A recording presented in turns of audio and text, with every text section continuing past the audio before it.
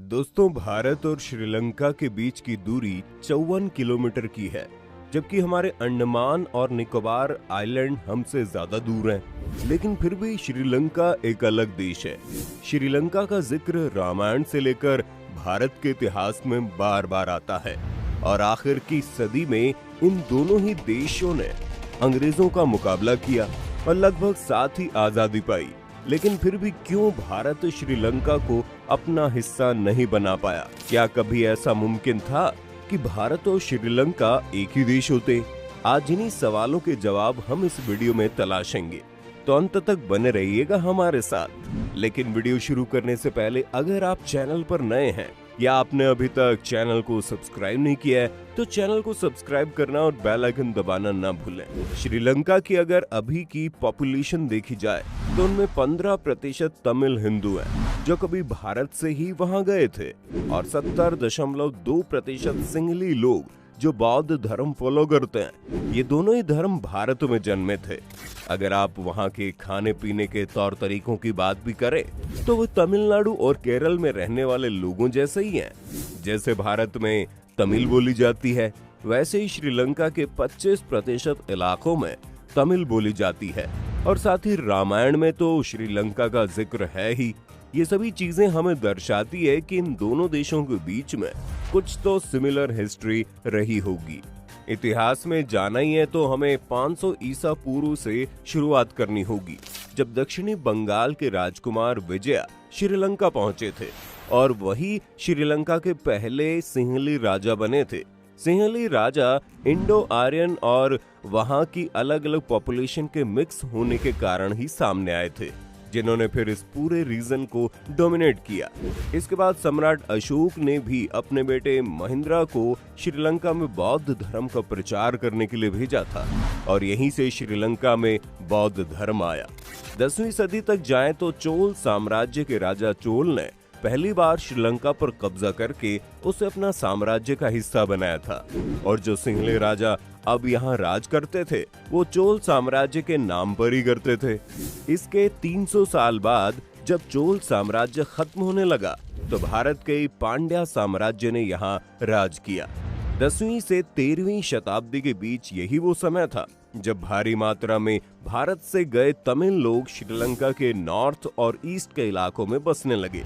लेकिन फिर जब भारत में मुगलों का प्रभाव बढ़ने लगा तो साउथ इंडिया और नॉर्थ इंडिया का ही स्ट्रगल इतना बढ़ चुका था कि श्रीलंका समेत बाकी जगहों पर काफी वक्त तक किसी की नजर ही नहीं गई।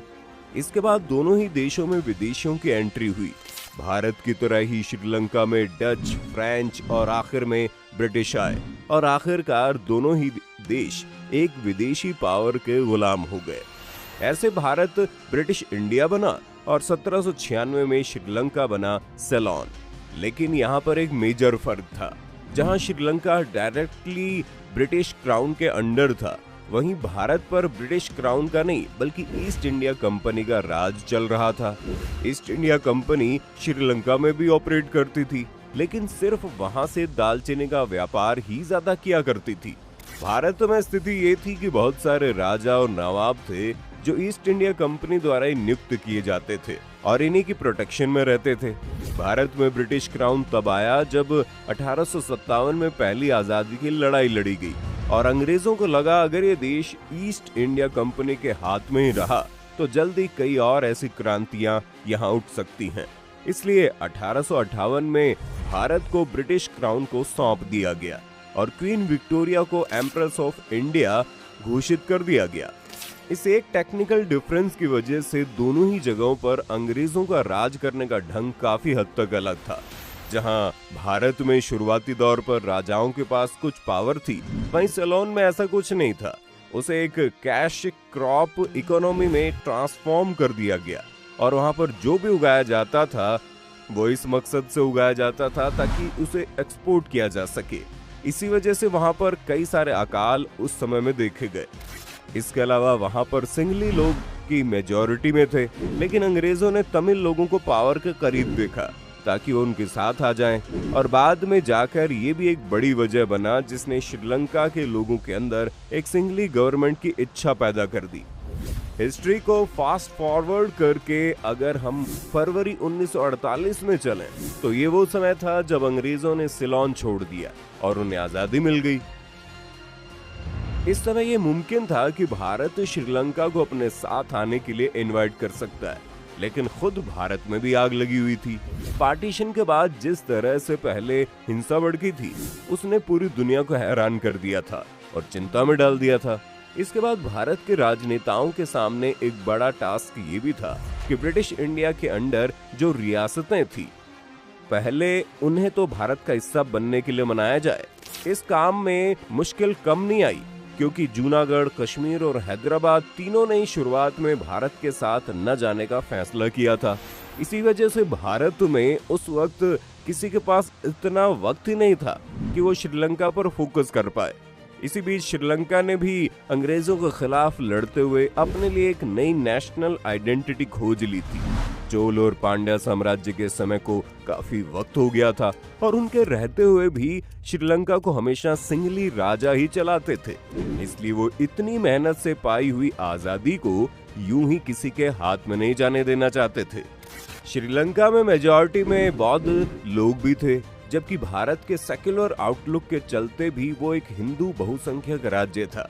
इसलिए भी इनका एक हो पाना उस वक्त मुश्किल था। लेकिन हम ये कह सकते हैं कि कुछ समय के लिए श्रीलंका और भारत के बीच में बिल्कुल वैसा रिश्ता था जिस तरह आप अमेरिका और कनाडा के बीच में एक्सपेक्ट करते हैं। हालांकि ये धीरे धीरे बदलने भी लगा जब 1983 में लिट्टे की स्थापना हुई। ये एक तमिल ग्रुप था जो चाहता था कि श्रीलंका के नॉर्थ और ईस्ट के इलाकों में तमिल लोगों के लिए अलग देश बनाया जाए। इस मांग ने पूरे श्रीलंका को एक गृह युद्ध में धकेल दिया। ये बात भी आज किसी से छिपी नहीं है कि उस वक्त भारत की RNAW और तमिलनाडु की सरकार भी लिट्टे के सपोर्ट में थी और बार बार ये इल्जाम लगाए जाते थे कि भारत इन लोगों को पैसे और हथियार देकर मदद कर रहा है। हालांकि ये सच है, लेकिन एक सच ये भी है कि बाद में भारत ने अपना स्टैंड बदल दिया था और वो श्रीलंका की सरकार के साथ आ गए थे और राजीव गांधी ने पीस अकॉर्ड पर भी साइन कर दिया था। यही वजह थी कि इस धोखे का बदला लेने के लिए लिट्टे ने राजीव गांधी की हत्या कर दी और इस हत्या के बाद लिट्टे को भारत में एक आतंकवादी संगठन घोषित कर दिया गया। भारत के शुरुआत में लिट्टे को सपोर्ट करने के कारण भी श्रीलंका के आने वाले राजनेता हमेशा ही भारत को शक की नजर से देखते थे। अब जब इस स्थिति में दोनों देशों के रिश्ते पहुंच ही गए थे, तो इस दाल में तड़का लगाने के लिए पिछले 2 दशकों में चीन भी घुस आया। चीन और श्रीलंका के करीबी के बारे में वैसे भी आप न्यूज में रोज सुनते ही हैं। आज जिस तरह से चीन ने श्रीलंका का हम्बा टोटा पोर्ट हथियाया है, वो श्रीलंका का इस्तेमाल भारत के अपनी जासूसी शिप को भेजने के लिए किया है। इससे भी बहुत ही टेंशन दोनों तरफ से पैदा हो गई है।